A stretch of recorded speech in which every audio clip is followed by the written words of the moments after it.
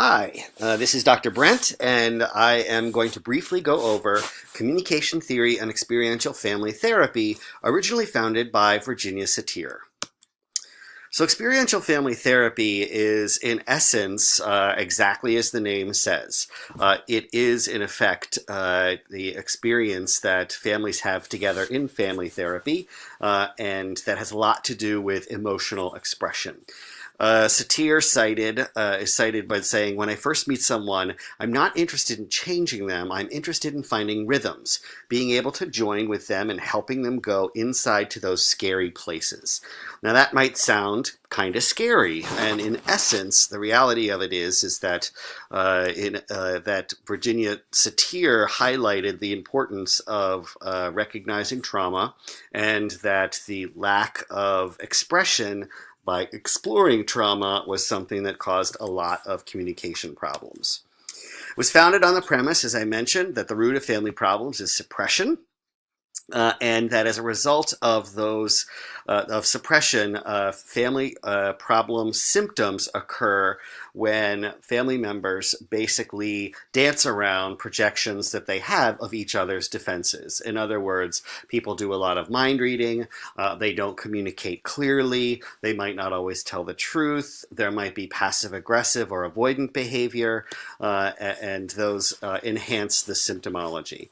In addition, a lot of her goals in therapy had to do with liberation, and that if people are able to liberate their feelings and express them, it will in fact promote cohesion and individual growth. She highlights two different family types. One is functional and one is dysfunctional. Functional families are seen as places of sharing with warmth and a greater sense of security and enough support in order to be able to, in effect, empower each other to have emotional expression and experiences, be authentic and genuine with one another. Whereas dysfunctional family is framed as actually emotional deadness and families that are chilly with each other, that they're not very emotionally expressive, that children are perceived as annoying, there's typically a lack of respect for one another in the family system, and they typically can stay together simply out of habit or even a sense of duty. There's avoidance of addressing real concerns and problems in a family. There's often a presence of secrets, both in the present day as well as related to history or even previous family generations. And there's a great sense of loneliness, that people can actually be together and still feel lonely. So as I mentioned, some goals of therapy, according to Satir, is to look for three different changes in a family system and try to make those. First, each member of the family should be able to report congruently, completely, and honestly what they see and hear, feel, and think about themselves and others in the presence of others. Congruence, as we'll discuss in just a minute, is in effect where people's content of what they say, their visual affective expression, that is what they look like in terms of their mood and how they're expressing it, as well as their body posture, are all in relation to each other. So if someone might be, for example, talking about a traumatic experience and giggling about it or laughing about it, that's incongruence. Obviously, someone's defense mechanisms may be employed and not wanting to get in touch with some of the primary feelings. Second goal is that each person should be addressed and that related to in terms of their uniqueness, so that decisions are made in terms of exploration and negotiation rather than terms of power. This is really important because it refers not just to the adults in the family, for instance, or just the children, it's everyone. So it might include, if there are elders in the household, it might include very young children, and that decisions are made there with regard to exploration, negotiation, rather than because I'm the parent and I said so to speak, based in power. And third, differentness must be openly acknowledged and used for growth, that people's diversity in their family can actually be a strength. So someone might really excel in academics, and someone might really excel in sports, or someone might be LGBT, that is lesbian, gay, bisexual, and transgender. Someone might be indicative of their own experiences. Patterns of communication, again, this has to do with congruence, the verbal expression, that is what you say, the bodily expression, how you're holding yourself, and what you are feeling inside. What is your affect? The notion here is that it can sometimes be a double message or inconsistent. That is, when your verbal expression is different from your body pattern, that is, in effect, your low self-esteem, that is, you feel poorly about yourself, may actually drive this pattern. Double messages in family can come in lots of different ways, and these are expressions. That is, one example is, I have low self-esteem, also known as a low pot. I'm bad that way. 2, I'm fearful about hurting the other person's feelings. 3, I worry about retaliation from the other person. 4, I fear rupture in the relationship. 5, I don't want to impose. And 6, I'm unconscious of anything but myself and do not attach any significance to the other person or the interaction itself. All of these are examples of why double messages might occur in family systems. 4 patterns of communication style, according to Satir, are the placator, the blamer, the computer, and the distractor. Typically, these patterns are related as reactions to stress or anxiety, and it simultaneously will, in fact, reduce self-esteem. The placator. The words that a placator might use could be, whatever you want's okay. I'm just here to make you happy. Whereas the body might be expressing, I'm a sense of helplessness. I can't control anything, and it will be shown in that person's posture. And one's insides, that is how you feel on the inside, could be, I feel nothing. Without you, I'm dead. I'm worthless. A great sense of fear or sadness. The placator talks in an ingratiating way, trying to please, apologize, and never agreeing no matter what. This is a yes man or yes woman who talks as though they could do nothing for themselves. They must always get someone's approval. You'll find later if you play this role for even 5 minutes, you feel nauseous and want to vomit. These are directly quotes coming from Virginia Satir. The blamer, again, lack of congruence. Words, you never do anything right. What's the matter with you? The body, I'm the boss around here. I'm in charge.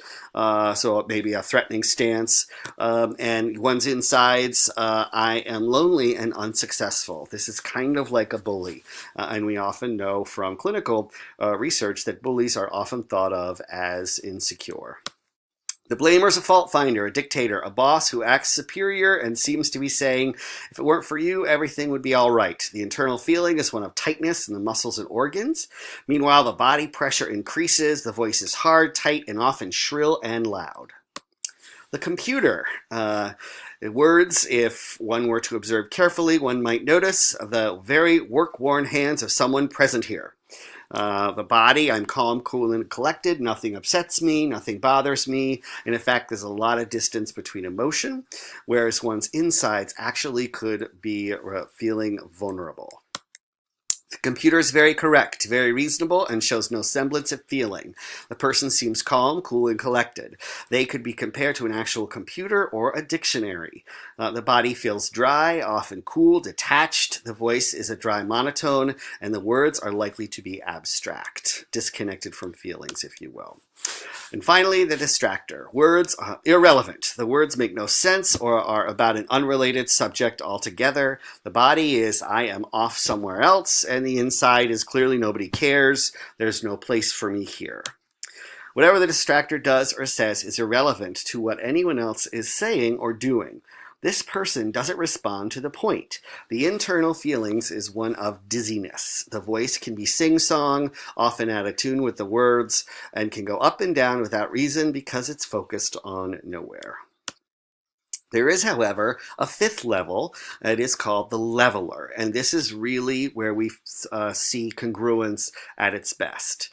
And it's where all the body, the voice, and the facial expressions, the voice tone, body position, and feelings are all directed in the same direction. Relationships are easy, free and honest, authentic, if you will, and people feel few threats to self-esteem.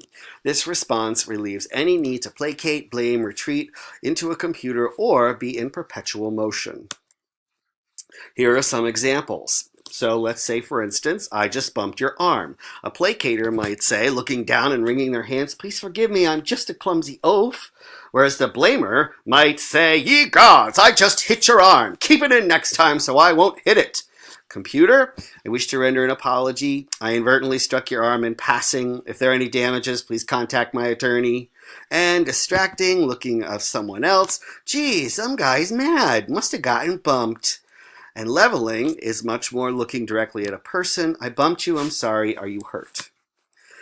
Additional techniques used in experiential family therapy, and according to communication theory, has to do with family sculpting or family tableau, that is psychodrama, where individuals often will role play interactions in a family setting.